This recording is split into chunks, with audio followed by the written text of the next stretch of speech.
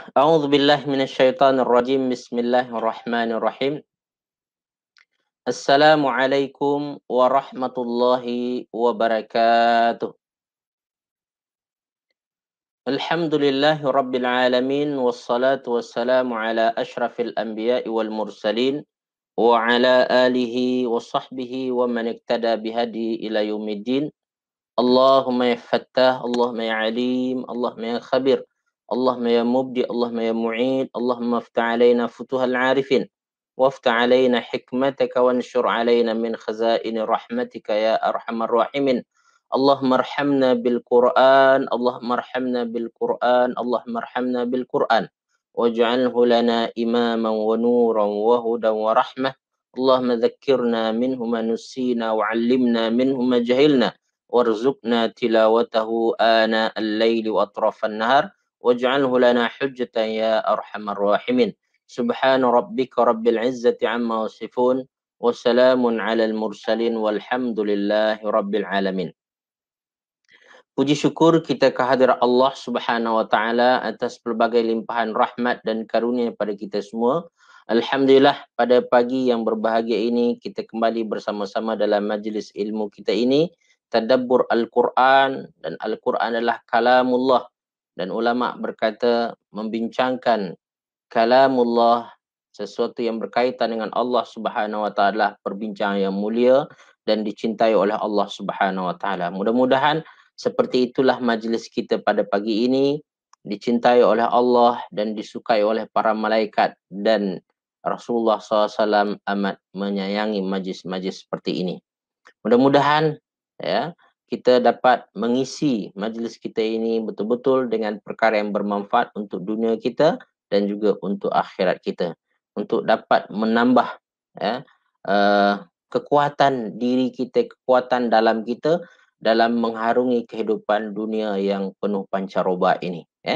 Baik, saudara fillah ni kasih sekalian, tidak lupa juga kita menyampaikan salawat dan salam kita kepada baginda Rasulullah sallallahu alaihi wasallam, yang mana baginda Rasulullah SAW sudah berjuang dengan begitu besar perjuangannya untuk menyampaikan agama Allah ini, sehingga kita yang duduk di tempat yang jauh daripada asal wahyu, iaitu di Mekah dan Madinah, kita dapat tempiasnya dan kita mendapat hidayah juga. Bahkan kita hidup beribu tahun selepas Rasulullah SAW, tetapi kita diberi kurniaan oleh Allah Subhanahu wa taala untuk dapat menikmati manisnya iman dan indahnya Islam. Islam adalah agama yang indah, agama yang Masya Allah. Dan juga iman yang ada dalamnya itu Masya Allah. Inilah iman yang manis yang menyebabkan kita merasa hidup kita bertuah dalam harian kita. Baik, saudara fillah yang dikasihi sekalian. Sebagaimana saya beritahu tadi bahawasanya tadabbur kita terhadap surah An-Nahl sebenarnya dah sampai pada pertengahan. Ya, target kita sebenarnya awalnya pada bulan Ramadan kita dapat membincangkan seluruh surah An-Nahl, tetapi Allah takdirkan kita hanya dapat membincangkan separuhnya saja. Karena kita ini tidak ada exam dia, tak ada silabus tertentu ataupun muqarrar nama dalam bahasa Arab yang perlu kita habiskan, ya. Maka kita cuba untuk mengisi tadabbur kita ini dengan santai, ya. Dalam arti kata saya sangat menggalakkan kita interaktif, ya. Tuan-tuan puan-puan mendengar daripada saya, kemudian tuan-puan ada komentar ataupun pandangan yang baik yang boleh dikongsikan, kita boleh bincang. Baik, saudara fillah yang dikasihi sekalian, maka kita sampai pada pertemuan kita yang lepas adalah pada ayat yang ke-68 dan 69 daripada surah An-Nahl. Saya harap tuan-puan masih lagi bersama tuan-puan kasih sekalian, iaitu Al-Quran terjemahan.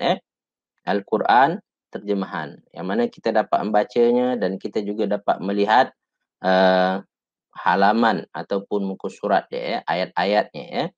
Dan saudara fillah yang kasih sekalian, kalau boleh Al-Quran dia juga adalah terjemahan Al-Quran dengan susunan biasa, Susunan biasa macam mana? Halaman dia halaman biasa, ya, yang satu page betul-betul dan terjemahannya di sebelah. Sehingga apabila saya sebut ayat kadang-kadang dan saya sebutkan halaman dia atau muka surat dia, maka tuan-puan dapat rujuk dengan cepat dan pantas sebab sesuai atau sama nombor muka surat tuan-puan dengan nombor muka surat yang saya sampaikan.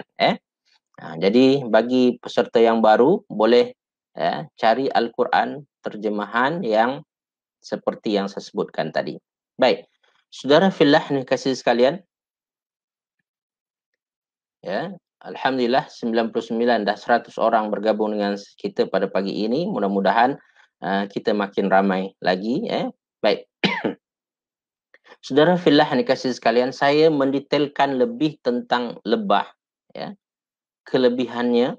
Sebab apa? Rasulullah SAW pernah bersabda dalam hadis sahihnya, mukmin yang benar itu seperti lebah. Dan pada ujung ayat 69 daripada surah An-Nahl-nya, Allah Subhanahu wa taala ingatkan kita untuk menjadi kaum yang bertafakur.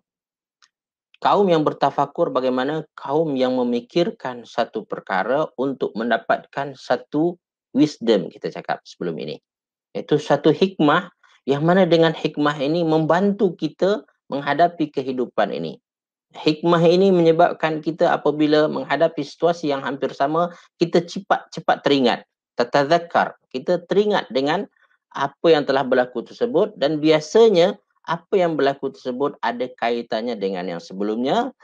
Apabila kita dapat selesaikan sebelum itu dengan cara tertentu seperti ini, maka kita akan ambil pelajaran itu, kita cuba kaitkan. So kita tidak terlalu mengelabak apabila berhadapan dengan situasi tertentu dalam kehidupan kita. Kita tetap tenang. Di sinilah rahasia kaum yang bertafakur ini apabila menghadapi situasi berat dalam kehidupan, dia tetap tenang. Sebab apa? Dia tahu ini lebih kurang seperti itu dulu dan kalau aku boleh keluar daripada kesusahan yang seperti itu, insya-Allah yang kali ini pun saya boleh hadapi insya-Allah. Allah akan tolong aku sebagaimana dia telah menolong aku dahulu. Perasaan seperti ini perlu ada pada seorang dan ini kita sudah bincangkan dari awal surah tadabbur kita terhadap surah An-Nahl ini. Sangat penting reflection terhadap apa yang telah berlaku pada kita. Reflection kepada apa yang telah berlaku itu tuan-puan untuk apa? Untuk ambil pelajarannya. Ada orang tuan-puan yang mengingat peristiwa silam tetapi menyebabkan dia itu tidak boleh berbuat, tidak boleh move on, tidak boleh berkembang. Menyebabkan dia berada di takut yang sama, bahkan lebih teruk lagi, lebih parah lagi. Dia step back, dia balik ke belakang, surut dari seorang yang positif jadi negatif, dari seorang yang bersemangat menjadi seorang yang lemah semangatnya. Sebab apa? Dia melihat peristiwa lepas dengan kacamata negatif. Maka saudara fillah yang dikasihi sekalian, orang-orang yang menjadi mukmin berdasarkan tadabbur kita terhadap surah An-Nahl ni, yang bertafakur ini melihat peristiwa lepas tuan-tuan untuk mengambil pelajaran, untuk mengambil hikmah. Apa dia yang lepas tu, hikmah ni? Maka saudara fillah yang dikasihi sekalian, perbincangan kita lebih detail tentang surah An-Nahl untuk kita dapat hikmah tadi tu. Hikmah Allah letakkan pada banyak hal. Ada pada peristiwa yang berlaku pada kita, ada pada makhluk ciptaan Allah Subhanahu Wa Taala. Kadang-kadang pada makhluk ciptaan Allah terdapat juga hikmah-hikmah yang kita compare dengan diri kita, sebenarnya lebih kurang juga. Jadi ada relationship, ada hubung kait antara apa yang berlaku pada diri kita dengan apa yang berlaku di luar kita. Ingat, sebagaimana kita sebutkan, ada di diri kita ini alam sughra nama dia. Ada alam kubra. Alam sughra adalah alam yang ada dalam diri kita. Dan alam kubra pada itu alam yang ada di luar diri kita. Yang ada langit dan ada matahari, ada bulan, ada bintang. Alam sughra dalam diri kita, kata ulama juga, adalah ada ciri-ciri seperti itu. Maka dalam hati kita ada yang umpama matahari, ada yang umpama bulan, ada umpama bintang.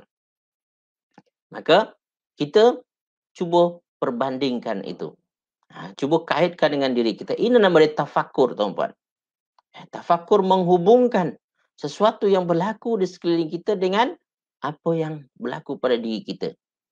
Ya, baik. Saudara fillah yang dikasihi sekalian, maka kita pada perbincangan lepas menjelaskan bahawasanya Syekh Abu Talib Al-Makki ada menyebutkan 40 persamaan antara lebah dengan mukmin sejati. Mukmin produktif yang kita bincangkan dalam surah An-Nahl ni. Ada berapa? Ada 40. Siapa ingat lagi? Dah berapa poin dari 40 ini kita bincangkan? Saya ingin tengok siapa yang follow saya pada hari Isnin lepas. Ada berapa? Selamat bergabung Kak Mariam Ernest. Ahlan wa sahlan. Siapa ingat dah berapa poin kita bincang? Ya.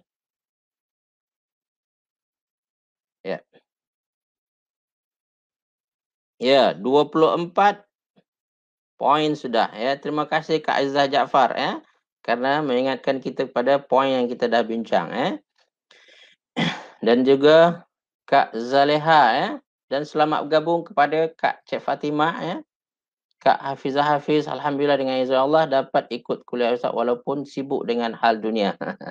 Ya, kita kena cuba untuk mencuri masa mencuri masa untuk bersama dalam majlis-majlis ilmu seperti yang kita buat ini Okay, terima kasih kepada Kak Norma, Kak Rahimah, kakak saya Dania Sulaiman dan juga yang lain ternyata menjawab betul maknanya mereka ada bersama dengan kita pada pertemuan yang lepas. Baik, saudara fillah yang dikasihi sekalian, maka saya akan membincangkan iaitu poin yang ke-25 Karena kita dah bincang sebelum ini 24 seperti mana disebutkan oleh Umi Fauziah dan Kak Ratijah ada 24 dah. Maka kita akan sambung pada poin 25 tuan-tuan. Apa dia poin yang ke-25? Persamaan antara lebah dan mukmin sejati yang ia merupakan satu kelebihan dan kita kalau boleh meniru kelebihan lebah ini dan kita bandingkan dengan diri kita, adakah sifat ini pada diri saya? Apa dia tuan-puan kasih sekalian? Lebah hanya memerlukan 3 perkara saja dalam hidup dia. Dan dia fokus mengambil 3 perkara ini saja daripada dunia ni. Apakah itu? Iaitu lebah perlukan 3 perkara. Satu adalah dia perlukan air untuk minum dia. Yang kedua adalah dia perlukan nektar ataupun bunga. 3 perkara. Yang ketiga pada itu, dia memerlukan tempat yang bersih. Ini 3. Jadi, lebah hanya perlukan 3 untuk hidup. Satu apa? Perlukan air untuk minum. Kedua, perlukan bunga untuk makanan dia, kan? Untuk bahan produksi dia. Dan yang ketiga apa tadi tu?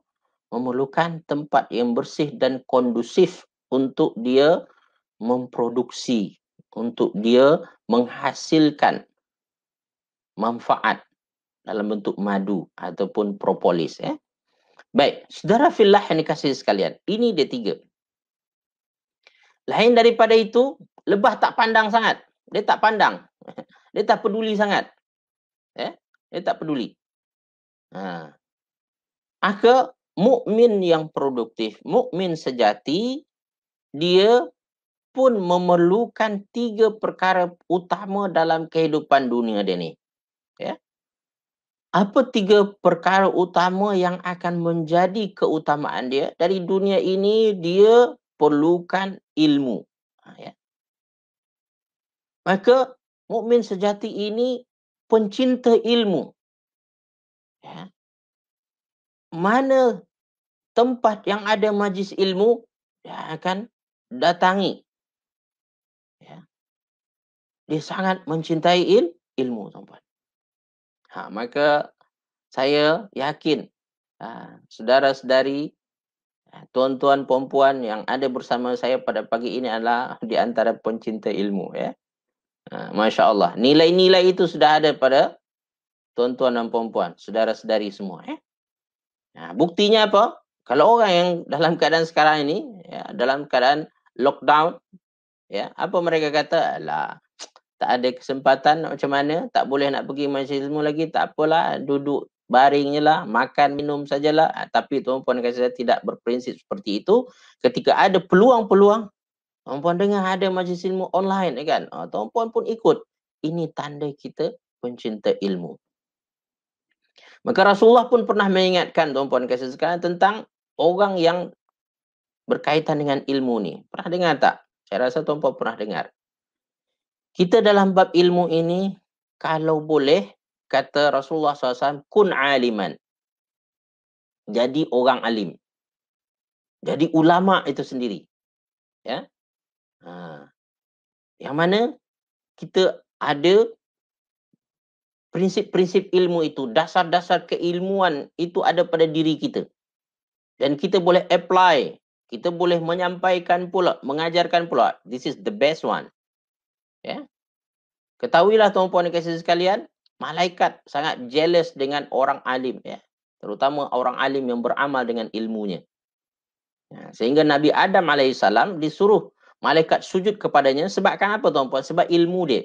Wa'allama Adam al-asma'a kullaha. Adam diajarkan ilmu yang tidak diajarkan kepada malaikat. Yang tidak diberikan pada malaikat. Tapi malaikat ini makhluk bagus tuan-puan kasih. Ketika dia tahu bahawa dia ada kekurangan dari segi ilmu, maka dia mencintai orang alim. Maka dia mencintai majlis ilmu. Malaikat suka mencari mana-mana tempat majlis ilmu, maka dia naungi seperti sabda Rasulullah SAW. Mana dia suka cinta dengan majlis ilmu. Oleh itu kalau boleh jadi alim. Orang yang alim, kata Rasulullah SAW, makhluk Allah yang lain berdoa untuknya agar diberikan rahmat, diberikan keampunan oleh Allah Subhanahu Wa Taala, sampai ikan-ikan yang ada dalam lautan, ya, berdoa untuk dia, untuk kebaikan dia.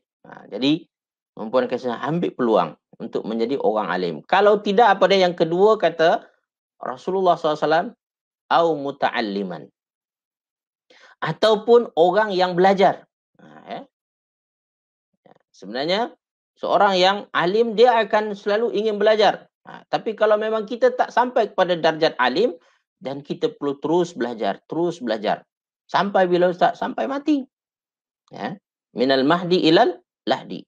Ya. Anti Khadijah, ya. Itu mukmin sejati, mukmin produktif adalah pencinta ilmu. Yes, suka kepada ilmu. Suka belajar. Ada peluang dalam bidang apapun juga. Saya terus terang tuan-puan, ada bidang apapun saya akan cuba pelajari. Yang baiklah, yang sesuai dengan, ya, diri saya. Ya.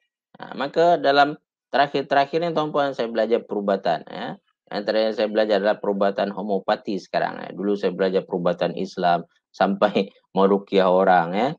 Penat juga, ya kan. Tapi lepas tu saya belajar ilmu yang lain. Homeopati nama dia. Ya. So tuan-puan kasih sekalian, untuk siapa? Untuk diri saya dan untuk anak saya. Jadi orang belajar selalu. Saya belajar teknologi ni tuan-puan. Saya tahu bahawa teknologi ini diperlukan untuk dakwah. Belajarlah edit video. Belajarlah menyampaikan secara online ni. Dia kena rajin juga ni. Saya kadang-kadang dok tengok YouTube untuk belajar ni tuan-puan. Sampai tengah malam juga. Macam mana buat ni. Kita belajar terus, improve diri kita. Dalam arti kata adalah mukmin produktif adalah dia pencinta ilmu dan dia selalu ingin belajar selalu. Dan kalau tidak menjadi seorang pelajar, kadang-kadang kita ada kesibukan,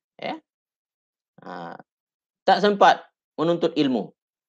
Tapi kata Rasulullah, kalau boleh, au muhibban, ataupun menjadi pencinta orang yang menuntut, pencinta orang alim, orang berilmu, dan pencinta orang yang belajar menuntut ilmu. Jadi suka tengok pelajar. Ya, Masya Allah, bagusnya. Sebagaimana saya jumpa kadang-kadang orang-orang kaya tuan-puan, dia masa saya nak belajar tak ada ustaz. Nak jadi orang alim macam ustaz tak boleh ustaz. Tapi saya paling suka adalah suka tengok budak-budak belajar ni. Ketika bawa budak-budak tahfiz ya kan. Masya Allah dia suka sangat. Jadi paling kurang kita yang ketiga ini. Muhibban. Mencintai orang yang menuntut ilmu. Mencintai orang alim. Suka tengok tu. Dan yang keempat kata Rasulullah, wala takun rabi'an. Jangan kamu jadi orang keempat. Apa dia tu? Dah lah tak nak belajar. Dah lah tak ada ilmu. Tak nak belajar pula. Dan benci pula kepada orang alim, benci pula kepada orang belajar. Benci kepada ilmu. Dia tak suka. Maka dia kekal jadi orang jahil, dan dalam masa yang sama adalah jahil memudaratkan orang pula tu. So, saudara fillah yang dikasihi sekalian, perkara pertama yang selalu dikejar oleh mukmin produktif, mengambil pelajaran kepada lebah yang kita sebut tadi, ada 3 perkara, iaitu adalah ilmu. Dikejar ilmu. Yang ketiga kata Syekh Abu Talib Al-Makki adalah iaitu zikrullah.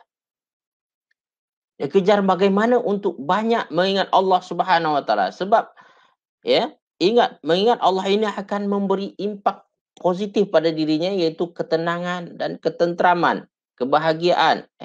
Sebagaimana difirmankan Allah, ala bidzikrillahi tatmainnul qulub. Ketahuilah yang dapat boleh memberi ketenangan, kata Allah Subhanahu Wa Taala, iaitu zikir. Ilmu saja tak cukup apabila kita tak iringi dengan zikrullah. Ilmu, maka sebelum ini kita belajar ulul albab, tuan-puan dan saudara, dia menggabungkan antara ilmu dengan zikrullah. Alladzina yadhkuruna Allaha qiyaman wa qu'udan wa 'ala junubihim wa yatafakkaruna fi khalqis samawati wal ard. Ilmu dia itu diiringi dengan zikir, ataupun zikirnya diiringi dengan ilmu. Ini dia 2. Yang ketiga apa dia? Mereka akan ambil peluang hidup di dunia, tuan-puan, bagaimana nak beramal banyak, bagaimana nak memberi manfaat yang lebih lagi. Manfaat pada dirinya, manfaat pada orang lain. Ini yang perlu dikejar, yang perlu diburu, yang dibuat di dunia ini, tuan-puan, targetkan untuk 3 perkara ini. Yang lain itu bersifat secondary, bersifat apa dia tu? Tambahan saja. Jangan menghilangkan fokus kita daripada 3 perkara ini. Kadang-kadang orang, tuan-puan dan kasih sekalian, lupa pada fokus utama dia ni. Apa dia? Memburu sesuatu yang tak pernah kita rasa ketenangan daripadanya. Memburu dunia, mengejar populariti. Ini akan menyebabkan kita nanti menjadi penat. Yang akhirnya juga dunia ni tak dapat, akhirat tercicik, ya kan? Dunia kalau tuan-puan kejar memang tak akan puas. Bagaimana sabda Rasulullah SAW, kalau manusia ni diberi satu lembah emas ataupun satu bukit emas, dah dapat bagi dia, minta 2 yang kedua. Saya nak 1 bukit lagi. Dah bagi 2, dia minta yang ketiga. Dia takkan pernah puas. Sampailah perutnya diisi oleh tanah, kata Rasulullah SAW. Nanti kata dia mati, barulah dia kata puas hati. So, pelajaran kita adalah lebah mengambil daripada dunia ni apa yang dia perlukan saja. Apa yang dia perlukan. Kalau Syekh Abu Talib Al-Makki mengatakan bahawasanya ada 3 perkara, iaitu ilmu, zikir dan amal. Bagi saya adalah tadi dia perlukan air. Kalau kita lihat lebah tadi perlukan air. Saya justru melihat dari perspektif yang lain, iaitu air ini memang ilmu iaitu memerlukan hidayah Allah Subhanahu Wa Taala. Air kita kata adalah hidayah Allah, petunjuk Allah. Petunjuk Allah itu akan menghasilkan ilmu nanti. Dan diburu adalah petunjuk Allah Subhanahu Wa Taala. Yang kedua diperlukan adalah bunga. Bunga ataupun nektar yang dimakan. kita perlukan adalah iaitu daripada dunia ni tuan-puan, makanan yang halal, yang baik, yang thayyiban. Ini menurut saya, ya. Ya, kita perlukan halal. Jadi yang kita kejar di dunia ni yang halal. Yang halal saya makan. Yang tak halal saya tak akan pandang. Saya tak teringin langsung. Ya. Ini dia. Dan dia perlukan tempat yang produktif, yang aman, bersih. Iaitu tuan-puan dan kasih sekalian, kita perlukan. Kita mau tak mau tuan-puan perlukan tempat yang selesa dalam hidup kita. Hingga Rasulullah SAW ada menyebutkan bahawasanya di antara asbab kebahagiaan kita di dunia pada tuan-puan dan kasih, itu markab, iaitu kenderaan yang baik. Zaujatun salihah dulu kan, iaitu isteri yang baik. Dapat isteri yang soleh, itu satu nikmat. Atau pasangan yang soleh tuan-puan, satu nikmat yang besar. Yang mana biasanya isteri soleh atau pasangan soleh membantu kita untuk lebih taat kepada Allah, membantu kita untuk mudah melaksanakan perintah Allah Subhanahu Wa Taala, ya. Menjadi hamba Allah yang beribadah, ya, yang kenal Allah. Ini suatu nikmat. Apalagi tuan-puan dan kasih sekalian yang akan mendatangkan kebahagiaan pada kita, iaitu anak-anak yang soleh, ya.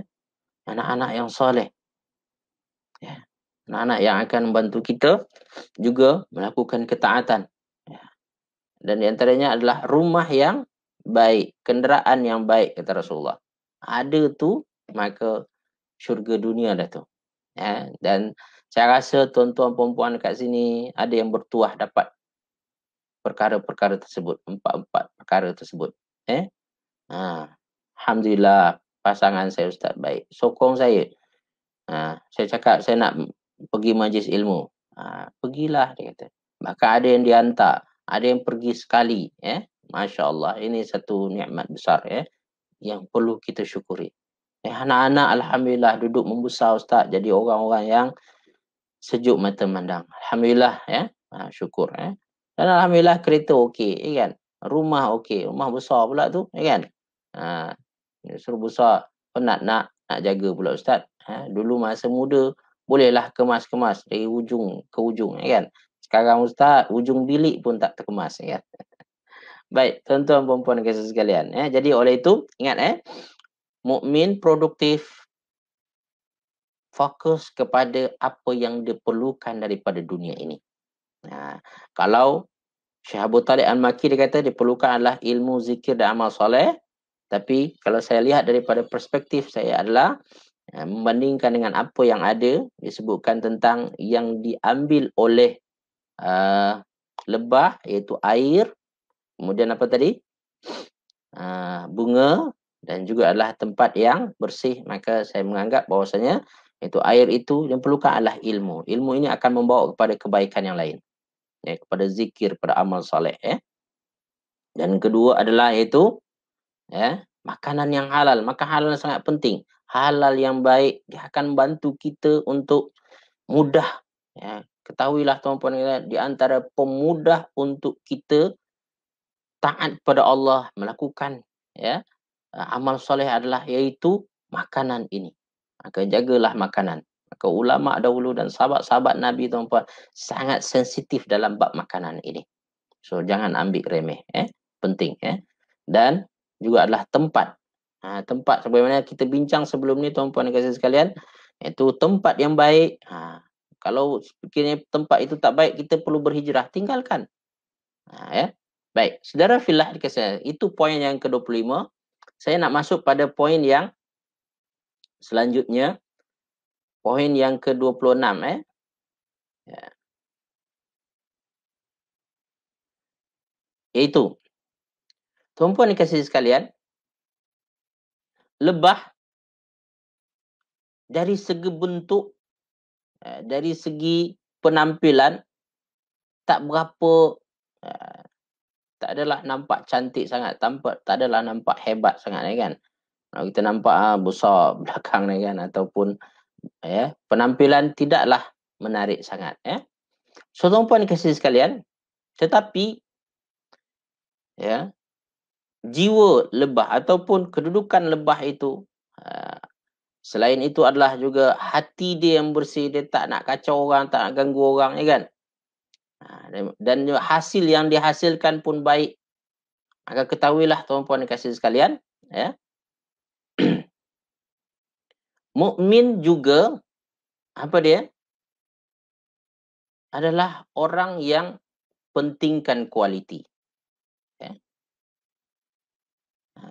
Penampilan perlu, kata adalah jaga kebersihan. Ya. Kata Rasulullah SAW, Allah itu cantik.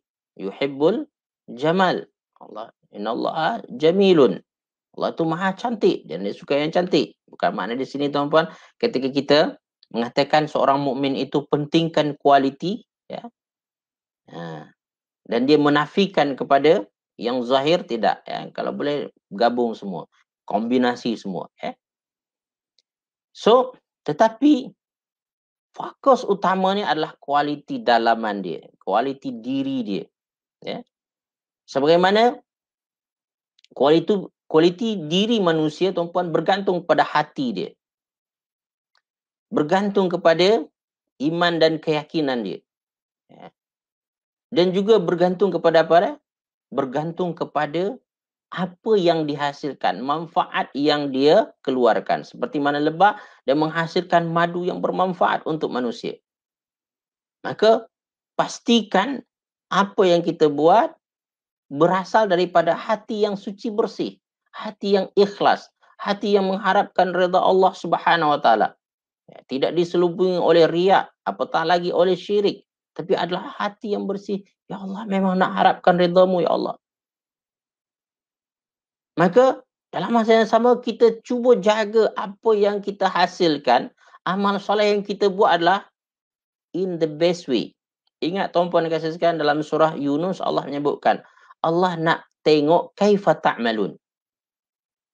Ya. Maka Imam Ibn Qayyim Al-Jauzi dalam kitab beliau, tuan-puan, kalau tak silap saya, berkaitan dengan hati, ada menyebutkan bahawasanya Allah Subhanahu Wa Taala apabila melihat kita melakukan amalan, dua soalan yang akan diperhatikan. Soalannya limadha wa kaifa. Allah Subhanahu Wa Taala apabila melihat hamba melakukan satu perkara, dia akan selalu perhatikanlah limadha, why. Kenapa kamu melakukan? Maka jawapan untuk kenapa kamu melakukan mungkin banyak jawapan dia. Tapi jawapan yang betul mestilah kerana-Mu, ya Allah. Ini dia. Maka jangan sampai kita tak ada kerana Allah itu. Mesti kerana-Mu, ya Allah. Ini landasan pertama. Ya. Yang kedua adalah kaifa. Bagaimana? Bagaimana ini boleh dijawab dengan macam-macam jawapan. Tapi jawapan yang betul, kata Imam Ibn Qayyim Al-Jauziyah adalah, iaitu aku mengamalkannya berdasar apa yang kau ajarkan dalam Al-Quran dan dalam sunnah-Mu, sunnah Rasulullah SAW, sunnah Rasul-Mu. Ya. Apabila kita dapat jawab seperti itu, apa yang kita buat itu berdasarkan dua perkara tadi, insya-Allah pas, luluslah tu. Ya. Kita lepas. Ya. Amalan kita itu akan dinilai oleh Allah Subhanahu Wa Taala.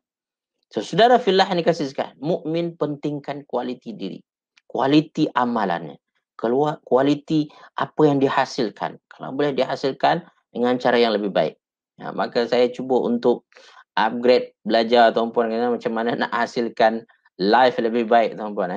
Sehinggalah kita pada hari ini. Agak-agak tuan-puan, life kita hari ini better than before atau it's the same? Okay. Okay, Anti Syamsiah Yaakob. Ahlan wa sahlan nanti, ya. Selamat bergabung, ya. Datin Zaitun Palil, ada gangguan Ustaz? Gangguan apa? Adakah tidak jelas? Ya. Okay, Kak Syida, betul Kak Syida, jangan ambil remeh bab makanan, bab makanan sangat penting, ya. Okay, Kak Norisha, alhamdulillah better. Alhamdulillah better, Dan juga Kak Aziza Jaafar, better. Alhamdulillah, sebab saya bolehlah sikit buat pula poin-poin yang kita bincangkan. Ya, Kak Nakiah much better. Alhamdulillah, Kak Z, alhan wasalan. Selamat bergabung Kak Z ya. Kak Norisha, alhamdulillah jelas ya. Kak Aisyah Abdul Manah, everything okay Ustaz? Alhamdulillah okay. Baik, alhamdulillah pun kita peserta kita makin ramai. Nampak ada 125 orang sekarang Kak Tasnim kata ada 122. Tapi yang saya nampak sekarang ada 125 ya. Up and down Ada berkurang ada lebih. Baik. Insya-Allah kita akan sambung ke Asmah ya. Dari Pandan Mewah Alhamdulillah. Jadi, tuan-puan dan kasih sekalian, kita cuba terus untuk memperbaiki Kak Farah pun kata, Kak Kalsum juga Kak Mariam, alhamdulillah, Kak Tahira dari Sungai Buloh clear ya. Okey. Dan siapa yang ada gangguan tuan-puan dia boleh keluar dulu sekejap, kemudian dia masuk balik. Insya-Allah dia akan ini balik jelas balik. Much better. Okey. Jelas Ustaz Kak Masyitah. Okey, baik. Tuan-puan sekalian, iaitu Tuan Muhammad Syazwan Waalaikumsalam. Baru bergabung hari ini. Selamat bergabung Tuan semoga perkongsian kita ini bermanfaat ya. Baik, tuan-puan kasih sekalian. Jadi kita kembali ingat perbincangan kita adalah pendetailan mengenai kehebatan lebah dan juga persamaannya dengan mukmin ya. Jadi mukmin ini memilih untuk menjadi seperti lebah, seperti mana yang disabdakan oleh Rasulullah SAW. Dan Tuan Muhammad Abdul Jamil, ahlan wa sahlan baru bergabung pagi ini. Jelas dari PJ. Alhamdulillah Kak Nur Atirah juga dari Putrajaya semua jelas. Alhamdulillah, terima kasih Kak. Dan terima kasih Tuan Muhammad Abdul Jamil semoga bermanfaat. Kak Jasmine sumber makan wajib dijaga. Betul Kak Jasmine mengenai halal haramnya dan juga adalah mengenai kualiti dia, iaitu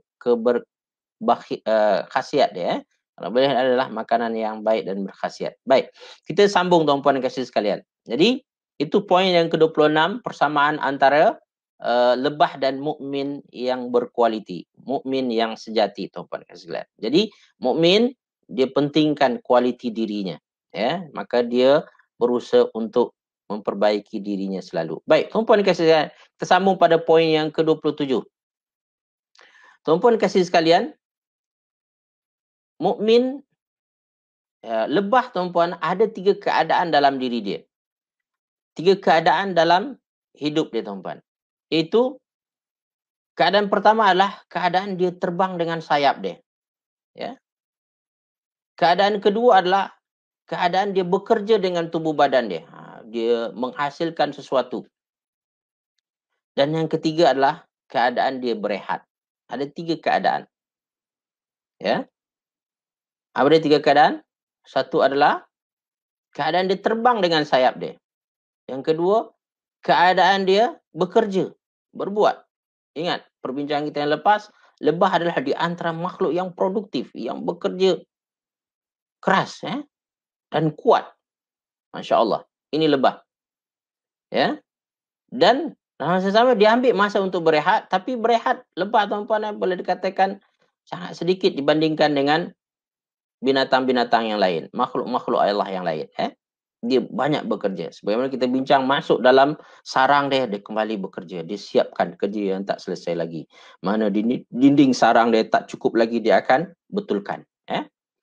Jadi, dia rehat itu sedikit. Baik, tuan-puan dikasih sekalian, mukmin produktif pun mempunyai 3 keadaan. Tiga keadaan itu sentiasa dia menghasilkan sesuatu yang bermanfaat. Apa dia tuan-puan dikasih sekalian? Kata Imam Abu Talib Al-Makki, keadaan mukmin yang pertama adalah dia terbang dengan hatinya untuk dekat dengan Allah Subhanahu Wa Taala. Ya, keadaan mukmin pun ada keadaan terbang juga, tapi bukan terbang khayal macam orang penagih dadah kan? Dia khayal juga, terbang juga dia. Fly dia katakan. Yes, mukmin pun ada fly tuan-puan. Tapi fly daripada fly dalam khusyuk.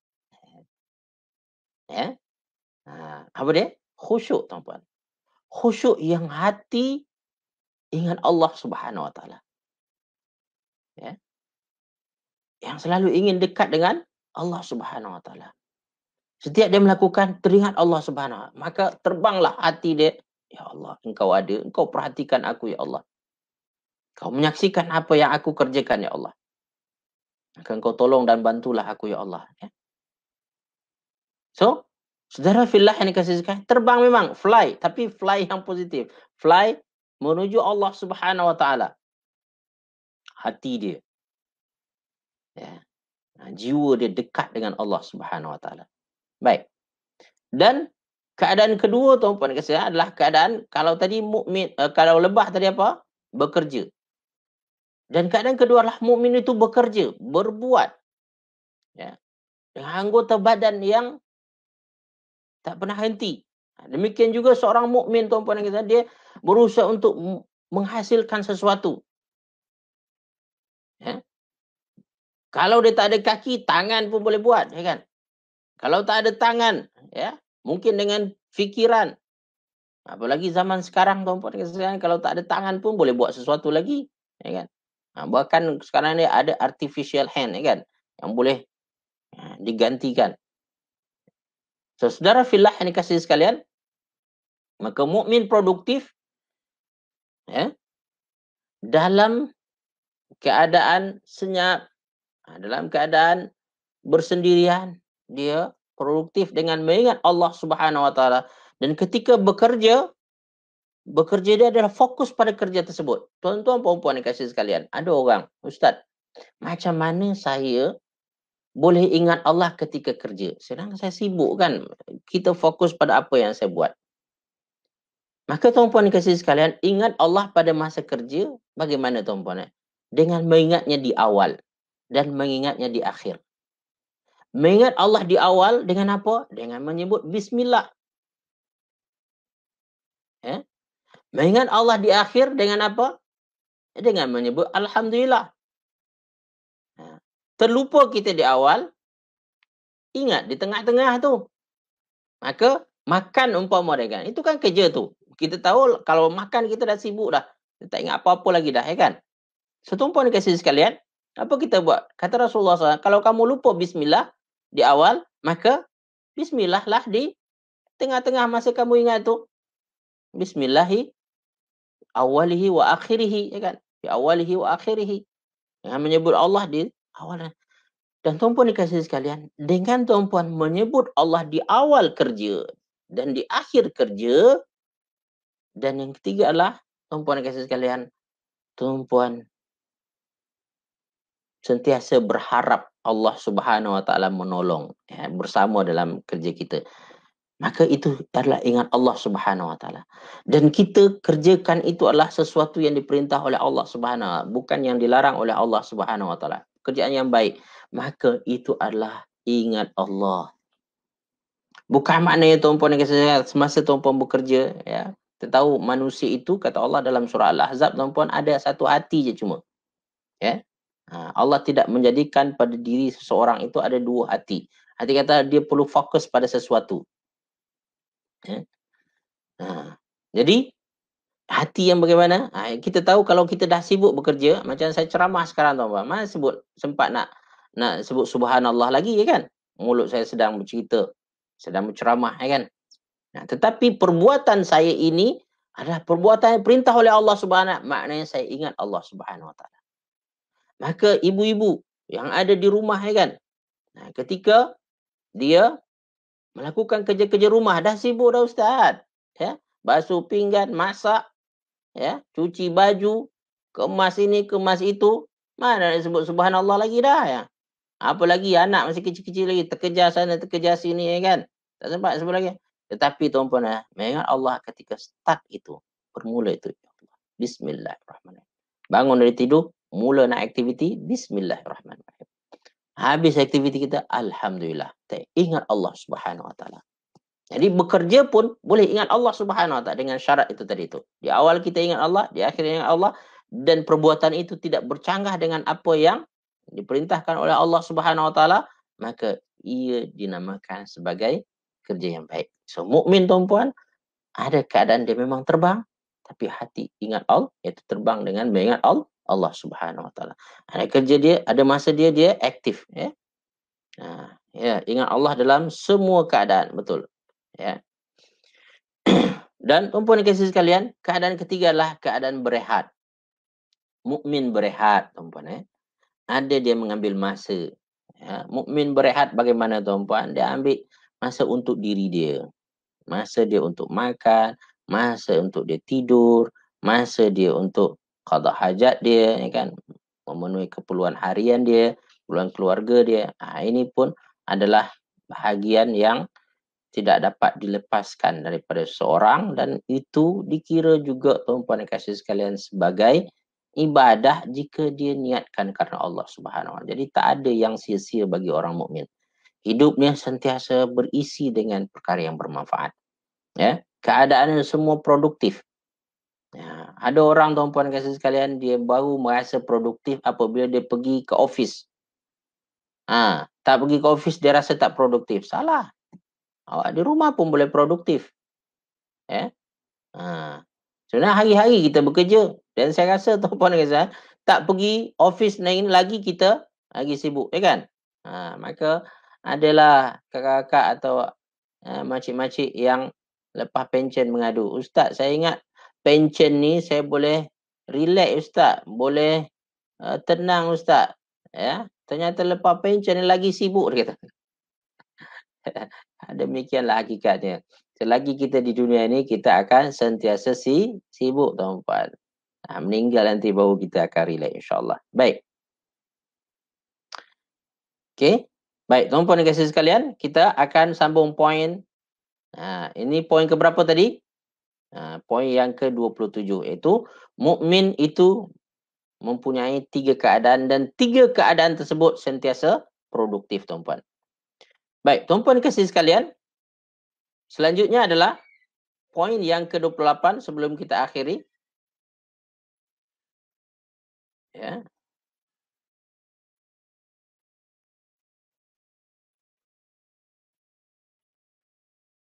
Mukmin produktif, tuan-puan, iaitu lebah, tuan-puan kasih sekalian. Lebah akan minta maaf. Itu poin yang ke-28 adalah lebah ini di antara makhluk Allah yang kuat menjaga amanah, tuan-puan. Menjaga apa yang Allah dah beri kepadanya. Ya. Maka dia akan pertahankan dirinya. Dia pertahankan apa yang dia miliki. Kalau orang datang sarang dia, maka dia akan buru orang tu. Betul tak? Dan ketahuilah, tuan-puan dikasih sekalian, seorang mukmin tahu mana hak dia. Mana yang telah diamanahkan Allah Subhanahu Wa Taala. Dia akan jaga elok-elok, dia akan protect. Dia akan pertahankan. Jika Allah Subhanahu Wa Taala anugerahkan kepadanya harta, harta akan dijaga dengan baik. Harta akan digunakan di jalan Allah Subhanahu Wa Taala, dan siapa yang mencuri harta dia, dia akan pertahankan, dia akan jaga. Ya. Maka Rasulullah SAW mengingatkan, siapa yang mati sebab mempertahankan harta dia, dikira, tuan-puan, mati syahid. Syahid akhirat. Anggap syahid akhirat oleh Rasulullah SAW. Jadi tak sia-sia. Ada orang kata, apabila seseorang tersebut datang perompak ke rumahnya, kemudian dia pertahankan diri dan dia jaga harta dia, meninggal dia kata. Dia kata dia mati katak, dia kata. Tidak, tuan-puan. Dalam Islam itu bukan mati katak. Itu mati bermarwah. Mati ada harga dia sendiri, ada nilai dia. Allah Subhanahu Wa Taala tidak akan sia-siakan pengorbanan itu. Dengan syarat apa dia? Dia mempertahankan hak milik dia itu, amanah yang Allah bagi dalam bentuk harta tersebut adalah karena dia tahu ini adalah amanah Allah Subhanahu. Dia perlu jaga, dia perlu pertahankan. Ya. Kalau insya-Allah mati dia itu bernilai. Ya. Maka orang ini di dunia memang akan dimandikan seperti mandinya orang mati biasa. Tetapi, tuan-puan, di akhirat nanti kalau betul, tuan-puan, dia akan termasuk orang yang mendapatkan pahala syahid di sisi Allah Subhanahu Wa Taala. Ada hadis dia, tuan-puan, hadis saya yang menjelaskan perkara ini. So, mukmin yang produktif, tuan-puan, dia tahu betul mana hak dia, mana yang bahagian yang Allah bagi, dia akan guna elok-elok. Maka di antaranya Allah yang Allah bagi adalah iaitu tubuh badan, ya kan? Maka dia gunakan dengan sebaik-baiknya. Bagi tangan, tangan dia jaga dengan elok. Bagi badan, badan jaga dengan elok. Kan? Ada harta, harta pun akan dijaga. Nanti diamanahkan oleh Allah untuk anak, anak dia jaga dengan baik. Anggap ini sebagai amanah Allah. Yang mana dengan amanah ini Allah akan menilai dia. Dia tahu Allah akan tengok aku jaga ke tak. Ingat tuan-puan, Allah akan pertanyakan. Kulukum ra'in wa kulukum mas'ulun an ra'iyatihi. Setiap kamu adalah pemimpin. Pemegang amanah. Ada diberi amanah semua kita. Dan setiap yang memegang amanah itu, yang diberi tanggungjawab itu akan diminta pertanggungjawabannya. Semua. Suami punya amanah. Isteri ada amanah. Anak-anak pun ada amanah. Pekerja ada amanah. Ya kan? Perlu dijaga. So, mukmin faham betul amanah Allah. Akan jaga elok. Amanah yang paling besar apa lagi? Ada kita sebut. Siapa ingat lagi? Amanah hurriyatul ikhtiyar. Siapa ingat lagi mana dia? Apa mana amanah hurriyatul ikhtiyar, tuan-tuan? Amanah itu memilih. Ingat, jaga elok-elok. Amanah Allah ni. Jangan guna amanah ini kepada yang tidak baik. Gunakanlah pada perkara-perkara yang dibenarkan oleh Allah Subhanahu Wa Taala. Kita hidup sentiasa dalam pilihan. Ya. Baik, tuan-tuan puan dikasihi sekalian. Tanpa terasa kita sudah pukul 9.32. Kita baru sempat membincangkan 28 poin. Kita ada dalam 12 poin lagi. Ya, tuan-puan dikasihi sekalian, kita tidak terburu ya. Kita tidak terkejar oleh apa-apa pun juga. So, kita cuba untuk memaksimumkan manfaat daripada pertemuan kita ini untuk memahami dengan lebih jelas lagi mengenai keistimewaan lebah, dan Allah minta kita untuk mentafakurnya.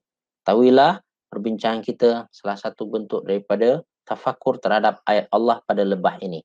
Mari kita gunakan untuk manfaat kehidupan kita sebagai kayu ukur bagi kita, adakah kita termasuk orang yang seperti ini. Ya.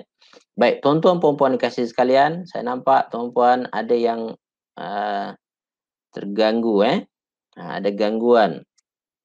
Alhamdulillah.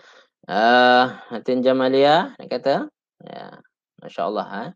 Mukmin perlu tahu hak dan tanggungjawab. Ya, betul. Ya. Kak Asma Harun. Ya. Tahu hak dia. Yes. Ini kena jelas. Mana hak kita, mana tanggungjawab kita. Nak tahu. Hak kita ada. Allah bagi hak kita. Kita boleh minta. Dan amanah. Ya. Pemegang amanah. Amanah paling besar adalah amanah apa itu? Memilih. Ya. Betul. Baik. Puan dikasih sekalian. Kak Farida. Saya rasa setakat itu dulu perkongsian kita pada hari ini. Terima kasih pada hari ini kita alhamdulillah mencapai 120 lebih hari ini. Ternyata Allah Subhanahu Wa Taala nampaknya lepas PKP atau lepas Ramadan kita lagi ramai. Amanah hurriyatul ikhtiyar. Ya, betul. Iaitu amanah untuk memilih, kebebasan untuk memilih. Baik. Kak Syarifah Fatma. Okay. Kak Syarifah Fatmah ada hari itu menyoal saya tentang zakat. Dan dia menjelaskan zakat itu berkaitan dengan iaitu rumah yang dibeli yang mana harganya sekarang jatuh. Tidak seperti mana dibeli sebelum ni. Arti kata rugi. Maka apakah saya perlu untuk membayar zakat? Tuan-puan dikasih sekalian, harta yang seperti rumah ataupun tanah, dia tak ada zakat dia, melainkan apabila tuan-puan dah jual. Jadi selagi harta itu masih kekal seperti itu, maka tuan-puan tak ada keluarkan zakat. Seperti rumah tuan-puan sekarang ni kan, tuan-puan rumah mungkin ada dah juta harga dia kan. Maka selagi tuan-puan tak jual rumah tu, maka tuan-puan tak keluar zakat. Nanti kalau dah jual rumah tersebut, dapat duit cash, bentuk duit cash, maka tunggu setahun. Ataupun kita tengok ada haul dia kan, ada haul dia dan cukup nisab tak. Dari sanalah baru tuan-puan keluarkan zakat dia. Ya. Jadi kalau pelaburan kita itu ketika kita jual rugi, tapi kita gabung dengan harta kita yang lain, maknanya kita dah tersimpan harta sebanyak itu, daripada sanalah kita baru keluarkan zakat dia. Ya. Jadi seperti itu Kak Syarifah Fatmah. Ya. Jadi rugi-rugi sekarang itu cerita yang kita tak tahu lagi. Melainkan apabila kita betul-betul jual, barulah kita akan, yes, fixed asset tidak kena zakat. Yes, correct. Datin Jamaliyah. Yes, fixed asset. Tak ada zakat dia. Melainkan kalau tuan-puan kasih sekalian ada emas. Ini kecuali emas. Emas tuan-puan kasih ada emas pakai, ada emas simpan. Itu berbeza. Emas simpan itu macam duit cash. Ya. Tuan-puan kena keluar zakat dia.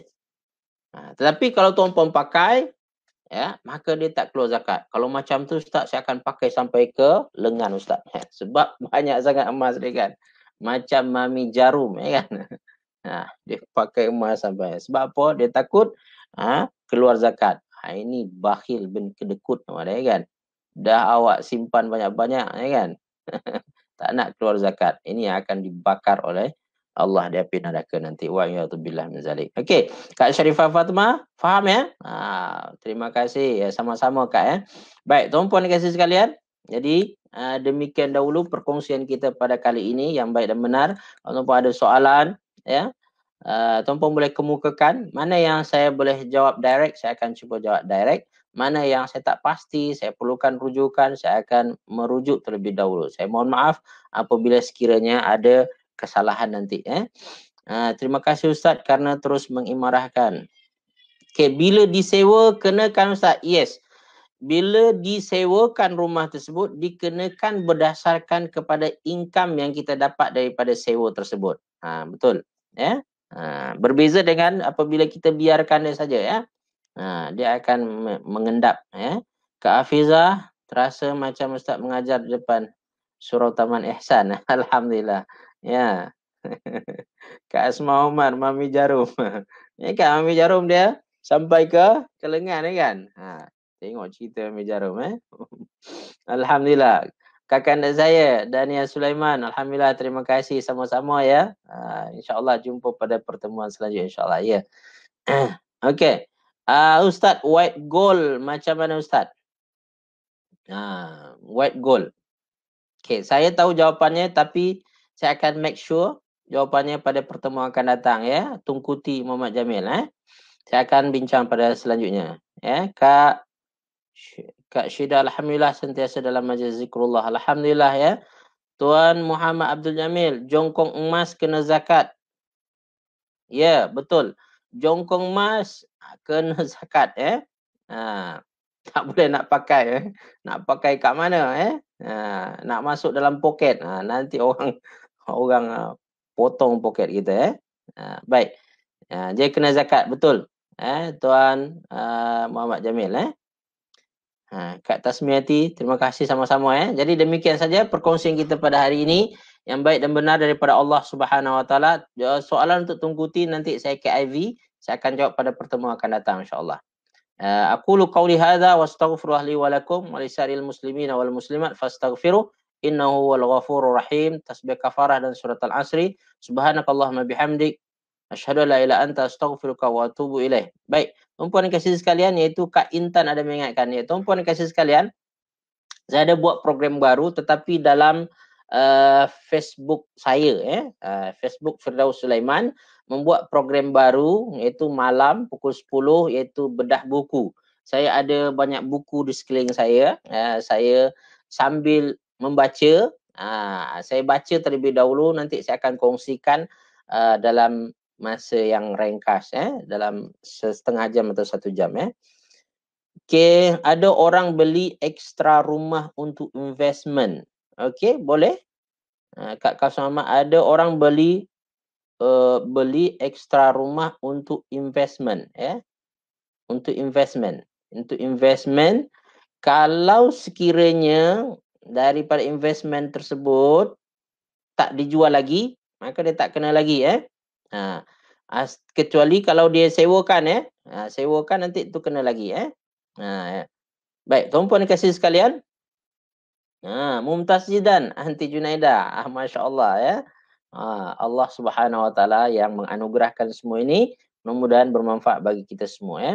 Baik, insyaAllah kalau tuan-puan ada masa malam pukul 10, ini sambil-sambil kita menunggu mengantuk tidur tuan-puan ya, saya buat iaitu baca review buku.